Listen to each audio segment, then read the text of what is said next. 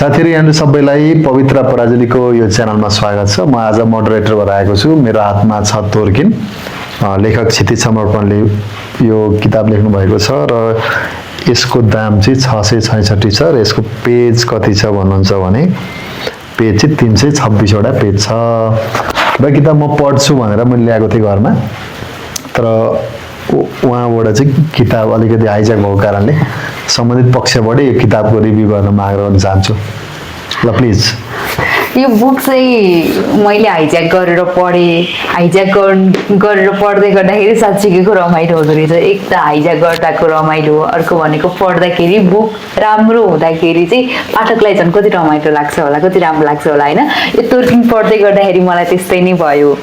मैले 2-3 दिनमा सकेँ तोर्किन किताब पढेर। 3 दिन लाग्यो यो एउटा किताब सक्नुलाई। जेनरली म त एक दिनमै सक्छु। विराट अनुपमलाई र मलाई एकै ठाउँमा दाज्न मिलेन नि त होइन। कतिपयमा त पवित्र पराजुली नै एकदमै स्पिड भएकै देख्छु म। जे होस्, म आनन्दले पढेँ। मलाई यो किताब कहिले पढेर सकौँ भन्दा पनि आफूले कसरी मजा लिँदै कुन समयमा पढ्ने, फुर्सदको बेलामा पढिहाल्ने तरिकाले पढेँ होइन। म चाहिँ किताब पढिरहेको छु भनेर आफूलाई प्रेसर दिएर पढिनँ कि इन्जोय गरेर पढेको भएर पनि मलाई त्यति दिन लाग्यो होइन। अनि यो किताबको मुख्य क्यारेक्टरहरू को छन्, कथा के हो यो किताबको? यसमा चाहिँ यो चाहिँ अप्पर मुस्ताङको किताब हो होइन। अनि यो अप्पर मुस्ताङमा चाहिँ विशेष गरी छेवाङ चाहिँ यो पुस्तकको मुख्य पात्र हुन्, जो चाहिँ नामग्यालको छोरा हुन्। सुरुमा चाहिँ नामग्याल बाउ हुन्। नामग्याल कि नामग्याल? नामग्याल। नामग्याल होला। नामग्याल यस्तै। उहाँहरूको नाम फेरि एकदम इन्ट्रेस्टिङ हुन्छ, यो हामीलाई उच्चारण गर्ने गाह्रो हुने खालको। हामीलाई होइन, मलाई चाहिँ भन्नु बेटर होला। यस्तो नै भन्ने हो तपाईँले। नाम अनि आधा ग अनि याल छ क्या। नामग्याल। नामग्याल। नामग्याल। नामग्याल त हुँदैन नि त कसैको। नामग्याल। ओके ओके भालिदिनु न यसलाई। ओके ल, नेचुरली छोड्यौँ ल। अरू जेउस नाममा यति धेरै नअल्झौँ न हामी। जेउस हामी विषयवस्तुमा प्रवेश त गर्नु नै बाँकी छ होइन। नामग्याल चाहिँ सुरुको पात्र हुनुहुन्छ, जो चाहिँ छेवाङको बुवा हुनुहुन्छ होइन। अनि यो चाहिँ प्रेम कहानीबाटै पनि सुरु हुन्छ।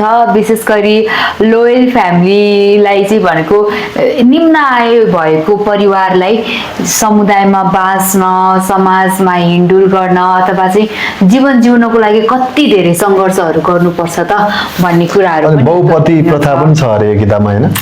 यसमा धेरै छ। अप्पर मुस्ताङ नेपालमै पर्छ होइन। अनि यो पुस्तक मलाई किन पनि एकदमै इन्ट्रेस्टिङ लाग्यो भने हामी चाहिँ अलि विकसित ठाउँ भनेको अब हाम्रो त उमेर पनि भर्खरको जेन्जी भएको भएर हामीले त्यस्तो धेरै त्यो पहिलाको चलनहरू भोग्नु परेन। आधुनिकता आइसकेको थियो हामी जान्ने हुँदाखेरि। त्यही भएर पनि यस्तो चलनहरू पनि छ, यस्तो चलनहरू पनि मान्छेहरू सहन सक्छन् भन्ने पनि लाग्यो एउटा चाहिँ होइन। अर्को चाहिँ यहाँ भएको चलनहरू भन्दा बिल्कुल धेरै चलनहरू फरक छ कि। एउटा चाहिँ बहुपतिको भयो होइन। अर्को भनेको चाहिँ हामी जन्ती जाने भनेको बिहेमा त दुला चाहने हो नि त, मेन भनेको हाम्रो लागि दुला हुन्छ नि। तर यो किताबमा अथवा त्यहाँको चलनमा चाहिँ दुला चाहँदैनन् क्या जन्ती दुलेलाई लिनको लागि। अरू मात्रै जान्छन्, जन्तीहरू गएर लिएर आउने चलन छ। लजाउने मान्छेलाई एकदम राम्रो कल्चर थियो। अब एकदमै लाज मान्नेहरूको लागि त एकदमै राम्रो होइन। अनि त्यसै गरी कुरा छिन्नको लागि पनि सुरुमा चाहिँ प्रेम विवाह नै भए पनि कुरा छिन्न पनि केटो जाँदैन। फ्यामिलीहरू इन्ट्रोभर्टहरूको लागि त बेस्ट कल्चर छ नि।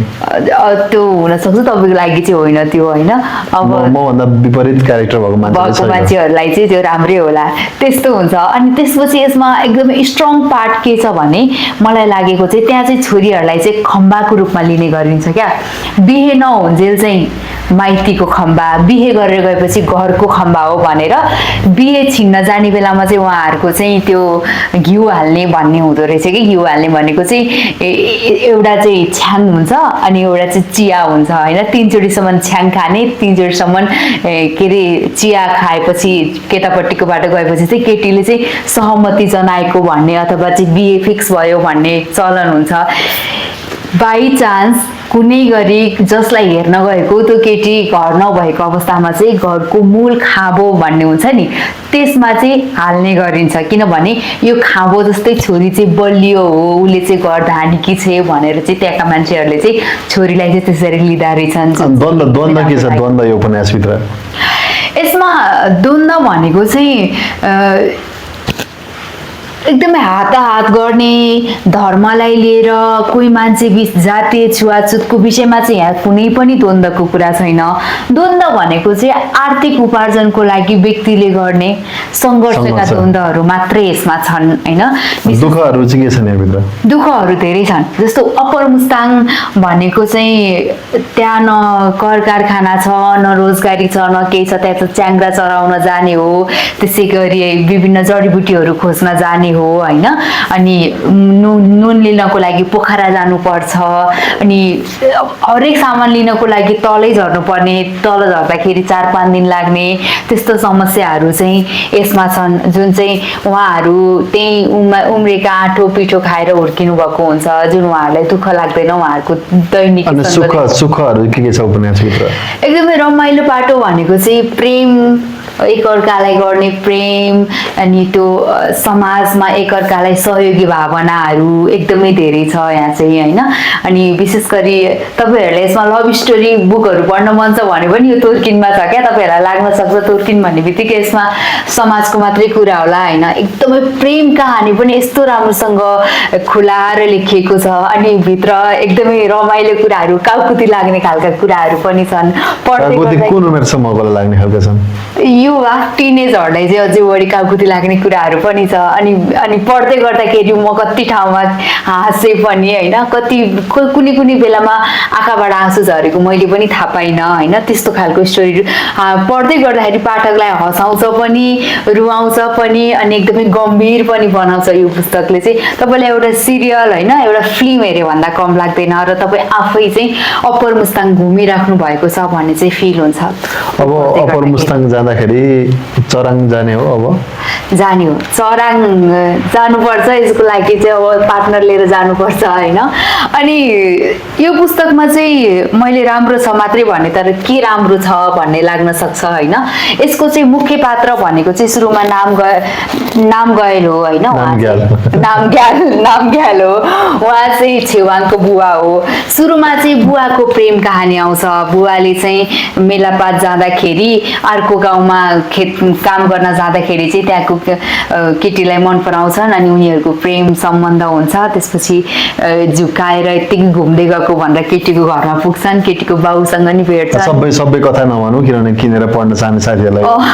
एकदमै लेखकलाई घाटा हुन्छ प्रकाशकलाई घाटा हुन्छ बुवाको कहानी चाहिँ भगाएर ल्याएको वाला हुन्छ होइन अनि छोराको कहानी चाहिँ मागेरै लिएर आएको हुन्छ छोराको साथीको कहानी चाहिँ ऊ पहिले नै प्रेग्नेन्ट भइसक्छिन् उनको जो छोराको साथीको गर्लफ्रेन्ड चाहिँ पहिले नै प्रेग्नेन्ट हुन्छन् अनि त्यसमा फेरि चलन फरक हुन्छ क्या भगाएर ल्याएपछिको भित्राउने चलन मागेर ल्याएपछिको भित्राउने चलन र पहिले नै गर्भवती भइसकेको छ भने के हुन्छ भन्ने कुरा फरक हुन्छ जस्तो बुझ्नको लागि तपाईँले भगाएर ल्याउनु भयो भने चाहिँ सुरुमा केटाकेटी भागेर केटाको गाउँ आउँछन् होइन अनि केटाको गाउँबाट सन्देश पुग्छ केटीको घरमा म चाहिँ यहाँ आएँ भागेर भन्ने कुरा त्यसपछि केटीको बाउहरू केटाको घरमा आएर कुरा छिनेर गाउँ फर्किन्छन् आफ्नो छोरी लिएर जान्छन् अनि मिठी तय गरेर फेरि जन्ती गएर चाहिँ केटी लिएर आउँछन् यो भनेको त्यो लभ म्यारेज गरेर केटाको घरमा आयो भने पनि फेरि ब्याक टु आफ्नै घर जानु पर्यो अनि जन्ती चाहिँ केटो जाँदैन जन्ती केटो जाँदैन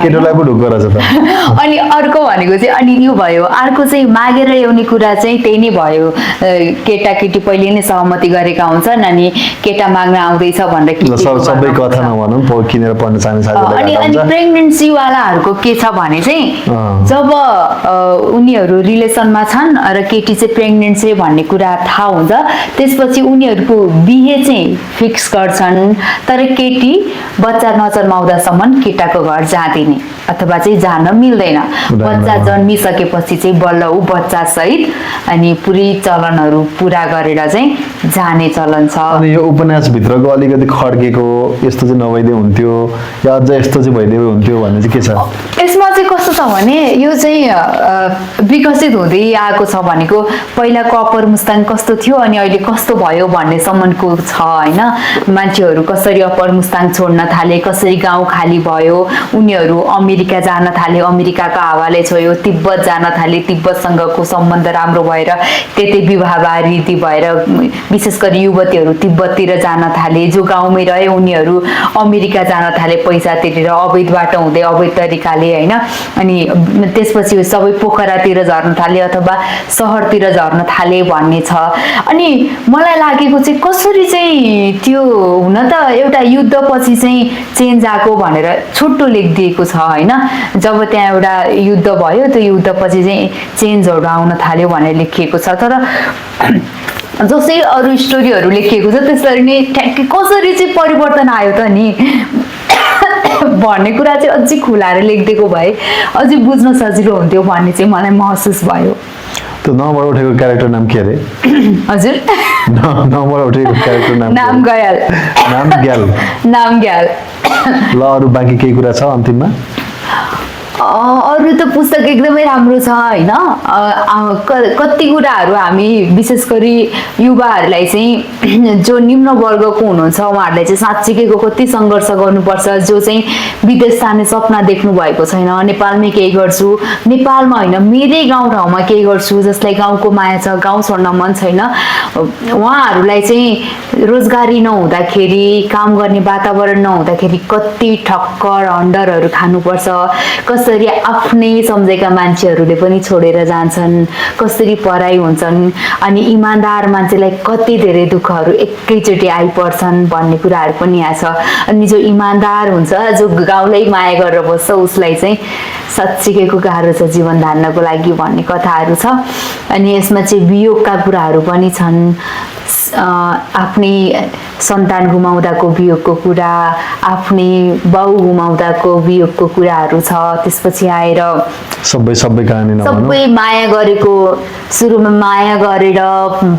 मागेर धुमधामले बे गरेर ल्याएको श्रीमती पछि पैसा नभएकै कारण अमेरिका गएर अर्कैसँग बे गर्दाखेरि यता छेवाङले भोग्नु परेको पीडाको कुरा थ्याङ्क यू सो मच हामीले 12 मिनट 26 सेकेन्ड कुरा गरिसकेका छौँ तर मैले कति धेरै कुरा भन्ने पाएन जस्तो लागिरह्यो उहाँले 12 मिनट पुरै सक्नुभयो होइन तिमीले नि बोलेर पुगेको ल हस् थ्याङ्क यू सो मच र तपाईँ इन्ट्रेस्टेड हुनुहुन्छ भने किताब पढ्नु होला राइटरलाई फिडब्याक दिनु होला र हाम्रो चाहिँ धेरै किताब मागेर पढ्ने चलन छ हामी 300 रुपियाँ 400 रुपियाँको कफी खान्छौँ अनि 500 को मुभी टिकट हामी झ्यामझ्याम काट्छौँ होइन तर हामी किताब चाहिँ हामीले किनेर पढ्ने हाम्रो बानी खासै छैन र त्यो यदि तपाईँलाई कथा स्टोरी मन पर्यो भने चाहिँ किताब चाहिँ किनेर र अन्तिममा चाहिँ भन्नै पर्छ यसमा राइटरलाई चाहिँ थ्याङ्क्स भन्नै पर्छ किन थ्याङ्क्स भन्नुपर्छ भने उहाँले चाहिँ अप्पर मुस्ताङलाई यस्तो राम्रोसँग चित्रण गर्नुभएको छ यस्तो मजाले त्यो गाउँलाई चाहिँ साँच्चीकैको चिन्नु भएको छ रहेछ त्यहाँ गएर साँच्चीकैको भिजेर उहाँले स्टोरी लेख्नु भएको रहेछ भन्ने कुरा चाहिँ पढ्दै गरेर थाहा हुन्छ कि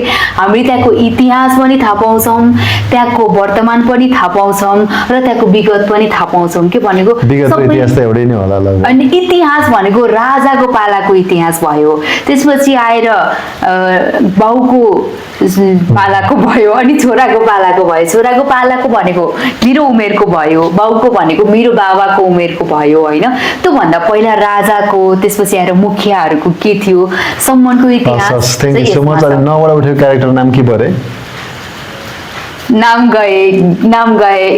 Gyal thank you so much